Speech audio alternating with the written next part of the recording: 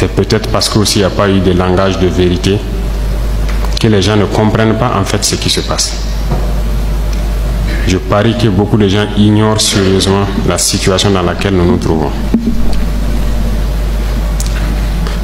Nous sommes à Ouagadougou, très souvent à Bobo-Dioulasso, en tout cas dans les grandes villes.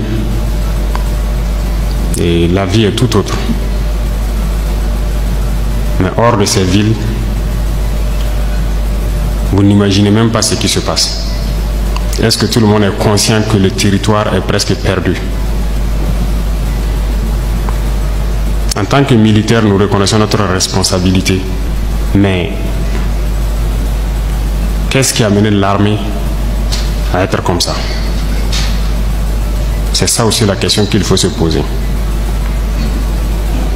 Parce qu'elle a été politisée. Elle a quitté même son fondement. Il faut avoir le courage de se le dire. L'armée a été infiltrée. Et chacun agit en fonction donc de certains bords politiques. Nous observons depuis très longtemps. Nous combattons et nous observons. Et à un moment donné, on a eu espoir que ça va cesser, notamment avec les événements du 24. Mais ça n'a pas cessé. Et ça continue. Ces événements du 30 sont arrivés. Je vais vous dire ce soir où est-ce que nous en sommes, où est-ce que nous partons. Et chacun serait libre, à partir de cet instant, de son action future.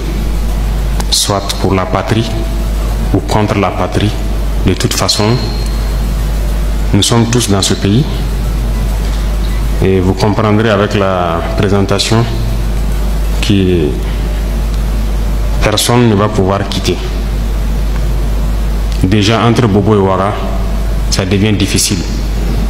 Quand la route sera coupée, que peut-être certaines personnes vont prendre conscience. Parce que ce n'est pas permis à tout le monde de prendre l'avion entre Bobo et Ouara. Si c'est ce pays que nous voulons, eh bien, allons-y. Souvent, je me pose la question, est-ce qu'on se demande d'où vient le terrorisme? Pourquoi le terrorisme? Tout n'est pas terrorisme.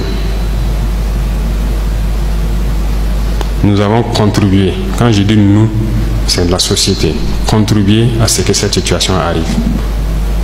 Mais j'ai marché à travers une partie du Sahel. Je ne dis pas rouler, marcher à pied à travers le Sahel. Donc j'ai pris le soin de bien voir ce que c'est que le Sahel. Et je ne suis pas sûr que ici vous l'avez fait. J'ai marché de Gorom, passant par Oursi, aller à Déou, Tinakov, Tinasan, revenir sur Marcoy. Cette partie, on l'a fait. On a vu comment les gens vivent là-bas. Et on l'a fait, ça vaut 10 ans de cela. Et c'était prévisible que cette situation va arriver. Ça veut dire que c'est nous qui avons créé cette situation. La gouvernance. Il faut qu'on se dise cette vérité. On a tout fait pour abandonner certains peuples à cause de nos intérêts égoïstes. On ne pense qu'à nous. Comme jusqu'aujourd'hui, on voit les gens meurent ailleurs, mais à Ouagadougou, on fait la fête. On n'a aucune pitié pour l'autre. J'ai marché à travers ces zones. Je les vois trimballer des bidons, marcher des kilomètres pour aller chercher l'eau. Je les ai vus en train de marcher des kilomètres pour trouver l'eau pour le bétail, et le bétail qui meurt en cours de route. Il n'y a pas de route là-bas. Il n'y a pas de route. Comment même un camion même pourrait arriver là-bas, ne serait-ce qu'avec un peu de tourteau pour que leurs animaux puissent manger? Il n'y a rien là-bas. Qu'avons-nous construit là-bas? Qu'avons-nous fait là-bas? Quel projet de développement avons-nous envoyé là-bas? Est-ce qu'on s'occupe même de leur vie? Rien que simple eau. Qu'avons-nous fait de sérieux dans ces zones? C'est la question qu'il faut se poser. Et le territoire de cette partie, c'est hors de contrôle. Qui en est responsable? C'est nous. C'est nous. Il faut que chacun accepte ça.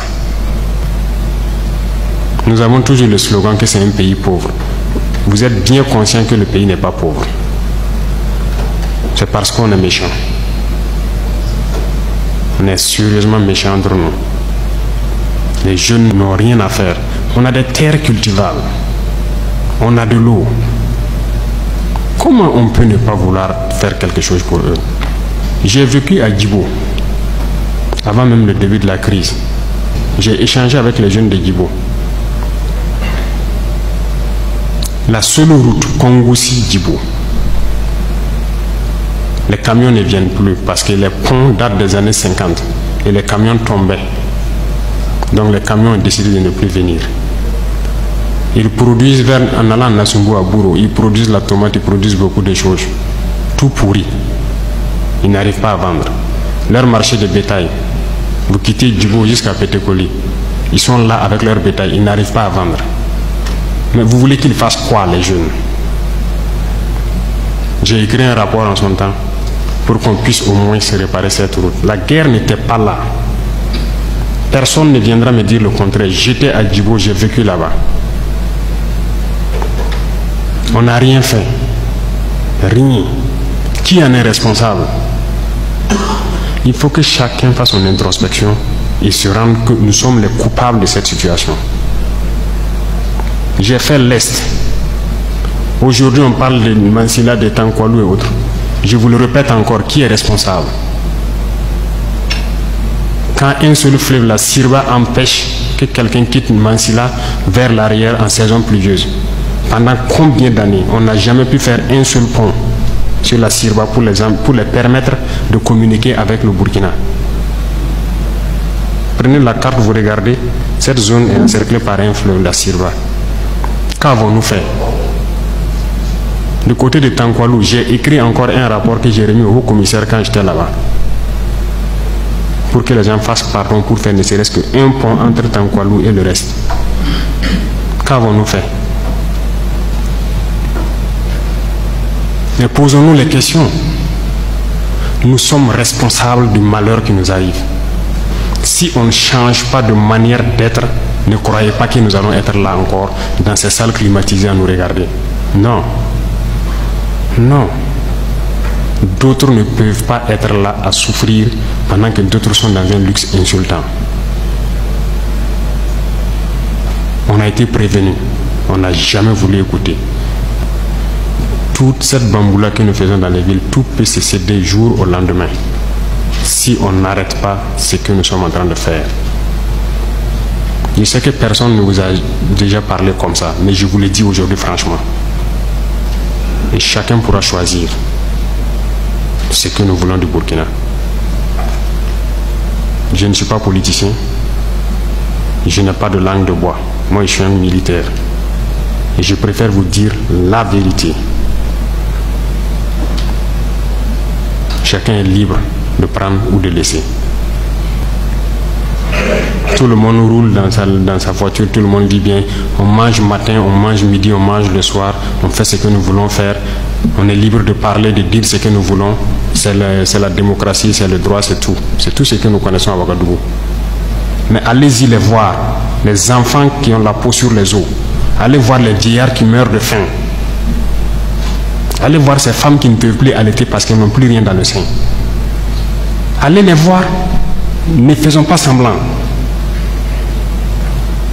Si nos journalistes n'ont pas le courage d'aller sur le terrain et vous ramener ces genres d'images, parce qu'on veut laver l'image du Burkina, je vous dis que c'est faux, ça existe.